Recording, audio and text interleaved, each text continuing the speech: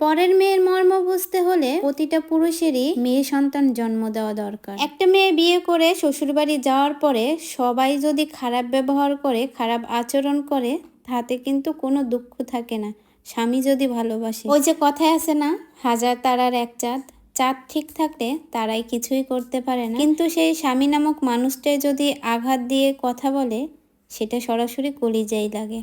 কারণ বিবাহিত একটা মেয়ে কলিজায় একমাত্র স্বামীকেই রাখে। হ্যালো এভরিওয়ান, আসসালামু আলাইকুম। কেমন আছেন সবাই?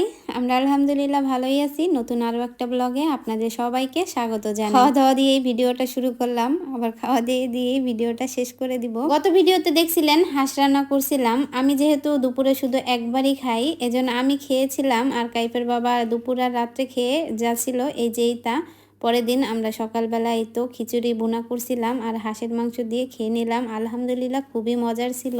সকালের খাওয়া দাওয়ার পরে দুপুরের রান্নার কাজে চলে আসলাম। তো এর ভিতরে খাওয়ার পরে আমি একটা কফি খেয়েছিলাম, মানে ব্ল্যাক কফি। আর আমি সবসময় চেষ্টা করি চিনিটা অ্যাভয়েড করার।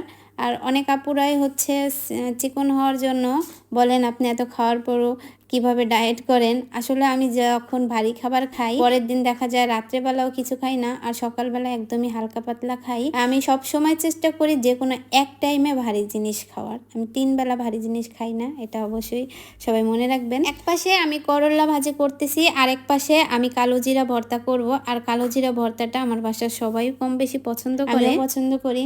মানুষই তো আমরা 3 জন। কালো জিরার সাথে পেঁয়াজ, মরিচ, রসুন এগুলাই আমি ভেজে নিতেছি। এগুলো খুব ভালো করে একটু ভেজে তারপরে আমি এগুলোকে তুলে এটার মধ্যে আমি কিছু মরিচ ভেজে নিব। এখানে আমি শুকনো মরিচ আর কাঁচা মরিচ দুইটাই হচ্ছে ভেজে নিছি, কারণ ভর্তায় 2 পদের মরিচ দিলে একটু স্বাদটা বেশি ভালো আসে, মানে একটু ভালো একটা ঘ্রাণ আসে। তারপরে এখানে আমি করলার বিচি ভর্তা করে নিব। আর করলার বিচি কিন্তু এই প্রথমে আমি ভর্তা করলাম, এর আগে আমি আমার বাড়িতে একবার খাইছিলাম।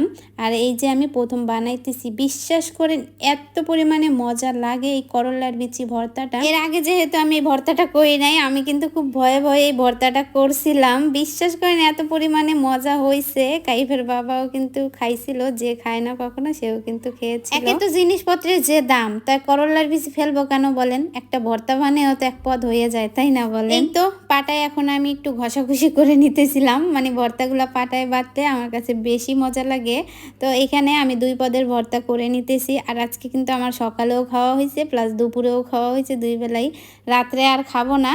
আর অল্পই ভাত খাইছিলাম দুপুরবেলা, শুধু পাটায় ভর্তা দিয়েই আমি ভাত খেয়েছিলাম। আর পাটায় মাখার ভাত যে মজার মজা, বিশ্বাস করবেন না। ছোটবেলায় আমার মা যখন পাটায় বাইটটা ভর্তা করতো, আমরা পাটার পাশে যে বসে থাকতাম, মা কখন ভাত হাইয়ে দিবে আর আমরা হাতে কইরা খাওয়া। বিশ্বাস করেন সেই দিনগুলা খুব মিস করি। এদিকে আমার স্বামী দেখেন আমার পাটার উপরে 1 চামচ ভাত দিল, আর এই ভাতই কিন্তু আমি দুপুরে খাইছিলাম। এটার ভিতরে আমি আরেকটু ভর্তা নিয়েছিলাম।